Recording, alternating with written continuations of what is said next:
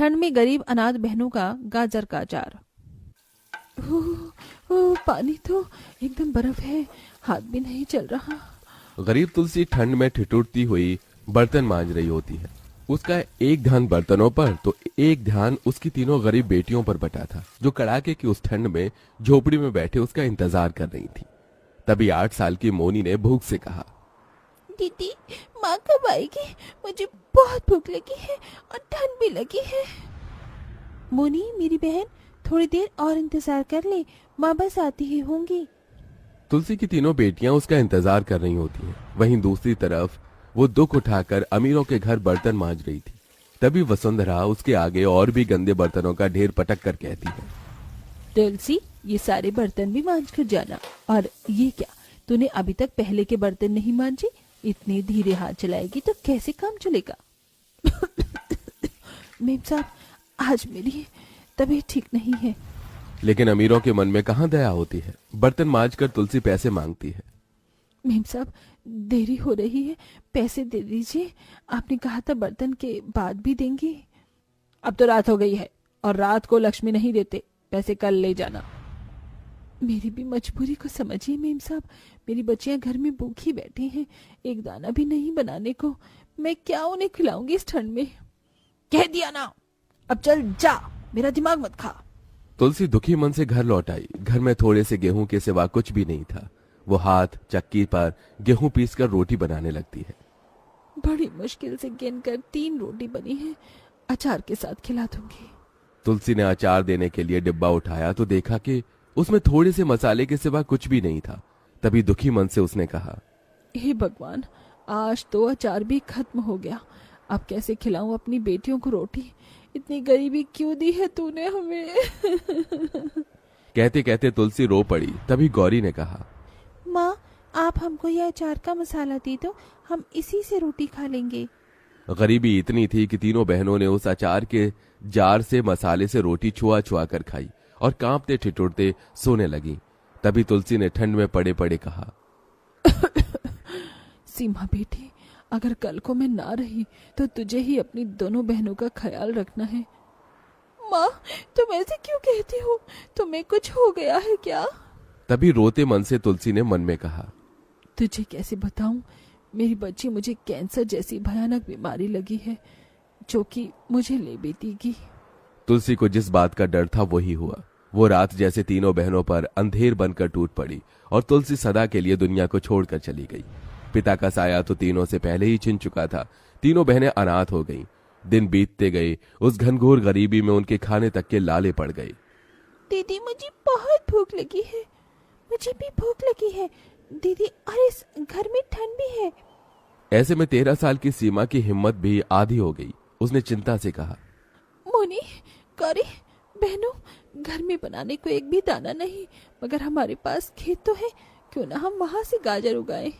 अब 7 साल की मोनी और 11 साल की गौरी दोनों भी उस ठंड में भी खेत में सीमा का हाथ बटाती और भूख लगने पर तीनों बहन रूखी सूखी रोटी और अचार खाकर गुजारा करती। उफ, दीदी, ये जमीन तो बहुत ही बंजर है। इसको जोतने के लिए ठंड में 3 दिन से हम लगे हुए हैं, मगर कुछ नहीं हो पा रहा है। आज के लिए इतना बहुत है, चलो घर चलते हैं। तीनों हाथ पांव सिकोड़े घर आ जाती हैं। अरे, पानी तो है ही नहीं, लेकिन मैं पानी लेकर आती हूँ। ये कहकर सीमा उस भयंकर ठंड में कमर में घड़ा लिए पानी भरने नदी पर आती है। ठंड इतनी थी कि हर ओर घना कुहासा छाया था। तभी नदी से अपना दुख जताते हुए उसने रोकर कहा, हे नदी, तुम कितना पुण्य कमाती हो, प्यासे को पानी देती हो, और अगर मैं तो अपनी बहनों की भूख भी नहीं मिटा पा रही हूँ। लोगों ने इस नदी को कितना गंदा कर दिया, किसी को तो इसे साफ करना होगा। ये कहकर सीमा भयंकर ठंड में नदी में से कचरा चूमती है। तभी नदी की देवी उसे दर्शन देती हैं। सीमा हाथ जोड़कर कहती है, हे देवी, आप कौन हैं? मैं गंगा हूँ। तुमने सच कहा, मैं लोगों की प्यास मिटाती हूँ, लेकिन फिर भी लोग मुझ गंगा को मैला कर जाते हैं। मगर तुमने मुझे साफ किया है, इसीलिए अब मेरा ये पहला जल मैं तुम्हें देती हूँ। इसे ले जाकर अपने बंजर खेत में बो देना, और फिर देखना उसमें जादुई लाल गाजर उगेंगी। आपका धन्यवाद देवी गंगा। पानी ले जाकर सीमा अपने खेत में छींटे देती है और अगले दिन जब खेत पर जाकर देखती है तो पूरी जमीन जादुई लाल ताजा गाजर से भरी होती है, जिसे देख तीनों अनाथ बहनें बहुत खुश होती हैं। देखो दीदी, हमारी जमीन पर कितनी सारी जादुई लाल लाल गाजर उगे हैं, मगर इतनी सारी गाजर का हम करेंगे क्या? तभी एकदम से सीमा को अपनी माँ का अचार बनाना याद आता है। क्यों ना हम तीनों बहनें इस जादुई लाल गाजर का अचार बनाकर बेचें। वैसे भी ठंड के मौसम में लोग सबसे ज्यादा पराठे खाते हैं और पराठों पर तो अचार ही चलता है। हाँ दीदी, ये अच्छा है। फिर तीनों बहनें खेत से उन जादुई गाजरों को तोड़कर घर ले आती हैं और अचार बनाना शुरू करती हैं। गौरी, मोनी, तुम दोनों गाजर काटो, मैं अचार का मसाला बनाती हूँ। ठीक है दीदी। तीनों बहनें अचार बनाकर उसे बेचने के लिए ठंड में बाजार में आती हैं, जहां ठंडी ठंडी हवाएं चल रही थी। लोग सर्दी के उस सुहावने मौसम में घूमने फिरने निकलने पर वो तीनों बहनें कमाने के लिए निकली और 11 साल की गौरी धुआंधार आवाज लगाती है। आओ आओ आओ चाचा, काका, मौसी, और खाओ ठंड में मस्त स्वादिष्ट गाजर का अचार। एक बार खाओगे बार बार खाओगे। एक एक करके लोग अचार खरीदने उनके पास आने लगे और उनकी पहली ग्राहक बनकर आई अमीर घर की अर्पिता। अरे क्या भाव दिया है ये गाजर का अचार? तभी तपाक से मोनी ने कहा, 10 रुपए में 1 पाव और 40 रुपए किलो है मैडम जी। जरा एक फाक चखा दो। हाँ हाँ मैडम जी, लीजिए ना, खाकर देख लीजिए। जैसे ही वो ग्राहक गाजर के अचार का एक फांक खाती है तभी खुश होकर कहती है, अरे वाह, तुम तीनों बहनें तो बहुत ही बढ़िया अचार बनाती हो। किसने सिखाया? माने? ये सुनते ही तीनों की आंखें भर आईं। हमारा कोई नहीं है मैडम जी, हम तीनों बहनें अनाथ हैं। ये सुनकर अर्पिता का दिल निकल आया और उसका ध्यान तीनों पर गया। न तो उनके तन पर गर्म कपड़ा था और न पैरों में जुराब या चप्पल। तभी दया से भरकर उसने कहा, तुम 1 किलो गाजर का अचार मुझे बांध दो और ये 500 अलग से तुम्हारे लिए स्वेटर खरीद लेना। तभी सीमा ने कहा, मैडम जी, हमें ये पैसे नहीं चाहिए। मैं कहती थी कि किसी से ऐसे पैसे नहीं लेती, कर्ज चढ़ता है। उनकी खुददारी देखकर अर्पिता को खुशी तो हुई, मगर ठंड से उनका कांपता शरीर देखकर दुख भी हुआ। कुछ सोचकर उसने कहा, ठीक है, फिर तुम मुझे 5 किलो गाजर का अचार तोल दो। ये लीजिए मैडम जी, ये तुम्हारे पैसे। शुक्रिया मैडम जी। इसके बाद तो जैसे अचार खरीदने वाले लोगों की भीड़ लग गई। 2 किलो गाजर का अचार मुझे भी तोल देना। 3 किलो गाजर का अचार मुझे भी तोल देना।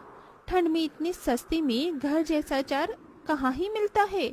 धीरे धीरे उन तीनों बहनों का गाजर का अचार व्यापार ठंड के उस बाजार में बहुत छा गया। अब वो जितना भी अचार बनाती हाथों हाथ सारा बिक जाता। दीदी, हमारी गाजर का अचार तो कितना बिक रहा है। हाँ छोटी, अब हमारे दुख के दिन बस थोड़े दिन में ही अब हमारे पास रहने के लिए अच्छा घर बना दूंगी। फिर मैं इस झोपड़ी में रहकर ठंड नहीं सहना चाहती। ऐसे ही दिन बीतते गए और बाजार में रोज ठंड में गाजर का अचार वो बेचा करती। लाल लाल गाजर ले लो, लाल लाल अचार के लिए ताजी ताजी गाजर का अचार ले लो। पहले आओ पहले पाओ, बढ़िया चटपटा अचार खाओ। पूरे बाजार में उनके अचार की बिक्री सबसे ज्यादा होती, जिससे कमाई गए पैसे को सीमा घर के लिए जोड़ने लगी। थोड़े दिन में उन बहनों का घर बनकर तैयार हो गया। वहीं उनके गाजर अचार का स्वाद जगह जगह स्टोर दुकान तक भी पहुंच गया। आखिर में वो अपनी दोनों छोटी बहनों को ठिठुरन देखकर घर के लिए कंबल और हीटर खरीद ले आई और तीनों सुख से रहने लगी।